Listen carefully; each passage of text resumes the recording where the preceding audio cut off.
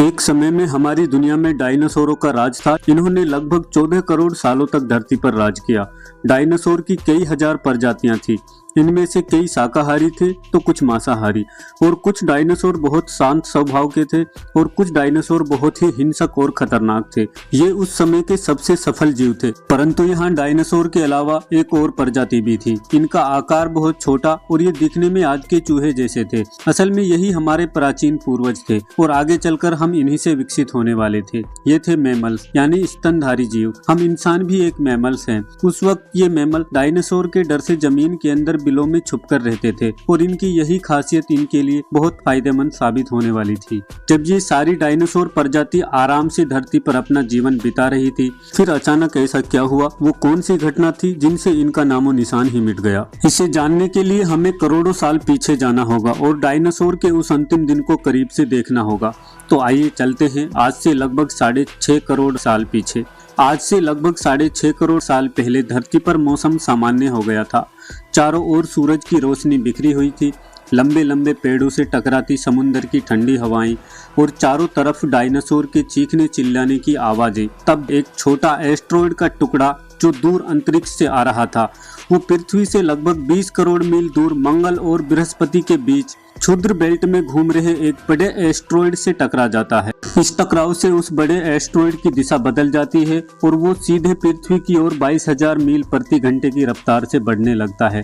जब ये एस्ट्रॉयड पृथ्वी से 3,84,000 किलोमीटर की दूरी पर था, तब अगर ये पृथ्वी के उपग्रह चांद से टकरा जाता तो शायद डायनासोर का अंत ना होता, लेकिन नियति को कुछ और ही मंजूर था।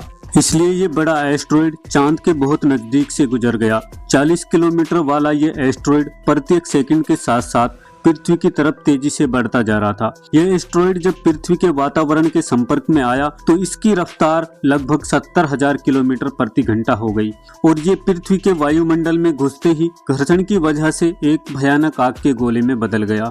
ये इतनी रफ्तार से धरती की ओर बढ़ रहा था कि सिर्फ 4 मिनट में इसने अटलांटिक ओशियो को पार कर लिया। इसकी चमक इतनी ज्यादा थी कि पृथ्वी पर टकराने से पहले ही हजारों जीव इस आग के दहकते गोले को देखकर पूरी तरह अंधा हो चुके थे। ये जीव उस उल्का को नहीं देख पा रहे थे, लेकिन उसकी भयानक गर्मी को महसूस कर रहे थे। कुछ ही क्षण में ये एस्ट्रॉयड सीखों की खाड़ी के पास जाकर जमीन से टकराता है और लगभग 35,000 डिग्री सेल्सियस ऊंचा एक भयंकर विस्फोट होता है। ये विस्फोट इतना शक्तिशाली था कि इसके टकराते ही धरती की लाखों टन धातु अंतरिक्ष में चली जाती है। टकराने वाली जगह पर 180 किलोमीटर चौड़ा और 20 किलोमीटर गहरा गड्ढा बन गया। विस्फोट के कारण इस गड्ढे का सारा मेटल और पत्थर आसमान में धूल के बड़े बड़े बादलों में बदल गए।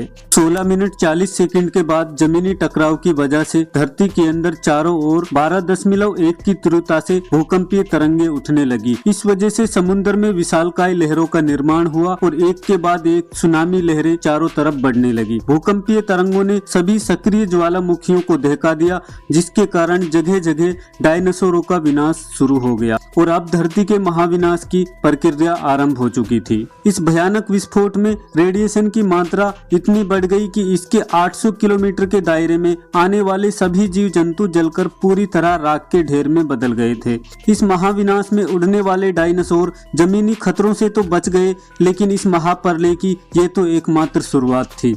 विस्फोट की वजह से जो लाखों टन मेटल, धूल और पत्थर अंतरिक्ष में चला गया था, ठीक 40 मिनट बाद आग के गोले के रूप में वापस धरती पर बरसने लगा। साथ ही धूल का एक बहुत बड़ा तूफान 6000 किलोमीटर प्रति घंटे की रफ्तार से पृथ्वी की तरफ मौत लेकर आ रहा था।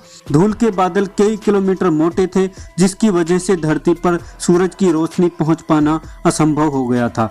गर्म हवाओं का तापमान 100 डिग्री सेल्सियस से भी ज्यादा होने के कारण धरती पर लगभग सभी पेड़ पौधों की आबादी जलकर खाक हो गई थी। विस्फोट के 90 मिनट बाद धरती का तापमान 200 डिग्री सेल्सियस तक बढ़ गया था। इसकी वजह से जो डायनासोर विस्फोट के इलाकों से कोसों मील दूर थे, वो इस गर्मी से नहीं बच पाए। इस महाप्रलय से लगभग कुल 90% प्रजाति खत्म हो गई थी और जो 10% जीव धरती पर बच गए थे, उनमें सिर्फ वही जीव जिंदा रह सके जिनका वजन 30 किलोग्राम से कम था। इसका कारण ये था कि उस महाप्रलय में लाखों की संख्या में जीव मारे जा चुके थे और पेड़ पौधों की सारी आबादी जलकर राख हो गई थी, जिसके चलते यहाँ जो बड़े और विशालकाय जीव बच गए थे उन्हें भरपूर मात्रा में खाना पीना नहीं मिल रहा था। ये महाप्रलय किसी अन्य जीव के लिए फायदेमंद साबित होने वाली थी। धरती पर डायनासोर का अंत एक छोटी प्रजाति के लिए सुनहरा अवसर लेकर आया और वो प्रजाति थी मैमल्स की। इन्होंने खुद को इस महाविनाश से बचा लिया था और अत्यंत गर्मी से बचने के लिए ये जमीन के अंदर रहने लगे और अपने आप को जिंदा रखने के लिए सब कुछ खाना शुरू कर दिया। आज से करीब 40 लाख साल पहले अफ्रीका के पूर्वी इलाके में एक नए पर्वत श्रृंखला का निर्माण हुआ, ईस्ट अफ्रीकन रिफ्ट वैली। ये पर्वत यहाँ आने वाले मौसमी हवाओं के लिए एक अवरोध बन गई थी और इस वजह से यहाँ के जंगलों में बारिश आनी बंद हो गई। यहाँ इसी जंगल में रहते थे एप्स। ये पेड़ों के ऊपर रहते थे जहाँ इनको खाने पीने की कोई कमी नहीं थी। इस वजह से ये हमेशा पेड़ों पर ही रहते थे। लेकिन अब यहाँ समय के साथ साथ सूखा पड़ने लगा। बिना बारिश के जंगल पूरी तरह साफ हो गए। एप्स के लिए खाने की समस्या उत्पन्न हो गई और खाने की तलाश में इन्होंने पेड़ों से उतरने का निर्णय लिया। ये हमारे पूर्वज थे जिन्होंने बहुत बड़ा निर्णय लिया था। इनका दिमाग एक संतरे जितना बड़ा था और आकार में 4 फीट लंबे होते थे। कई हजार सालों के विकासकरण के बाद हमारे पूर्वज अब 2 पैरों पर चलने लगे थे। इनसे ऊर्जा कम खर्च होती थी और ये चलते हुए भी खा सकते थे। अब इनका दिमाग भी तेजी से बढ़ रहा था। ये धीरे धीरे होशियार बन रहे थे। समय के साथ साथ विकास की प्रक्रिया चलती रही। हमारे पूर्वज धीरे धीरे विकसित होने लगे और इनका दिमाग भी धीरे धीरे बड़ा होने लगा। समय के साथ साथ इन्होंने पत्थरों से हथियार बनाना सीख लिया। अब शिकार करना इनके लिए काफी आसान हो गया था। समय के बीतने के साथ साथ हमारे पूर्वजों ने आग को काबू करना भी सीख लिया था। आग की खोज हमारे पूर्वजों के लिए सबसे बड़ी खोज थी। ये उन्हें गर्मी, रोशनी और अंधेरों में सुरक्षा देती थी और उसी वजह से अब परिवार भी बनने लगे थे। हमारे पूर्वज अब साथ साथ रहने लगे और आग में पका हुआ मांस चबाने से उनकी ऊर्जा भी कम खत्म होती थी। इसी वजह से ये ऊर्जा अब उनके दिमाग में खर्च होने लगी। हमारे पूर्वजों का दिमाग अब काफी बड़ा हो चुका था। ये थे होमो इरेक्टस, जो अन्य जीवों से काफी होशियार थे और मिलजुल कर रहने वाले पहले जीव थे। इन्होंने अपने संदेश को दूसरों तक पहुँचाने के लिए तरह तरह की आवाजें निकालना शुरू की, जिससे हमारे पूर्वजों ने भाषा का निर्माण किया, जिसके जरिए हम बातचीत कर सकते थे और ये हमारी सबसे बड़ी उपलब्धि थी। और यही वो आखिरी विकास क्रम था जिसके बाद विकसित होकर हम बने। आज से करीब 2 लाख साल पहले कई सालों के विकास क्रम के बाद हमारा अस्तित्व शुरू हुआ।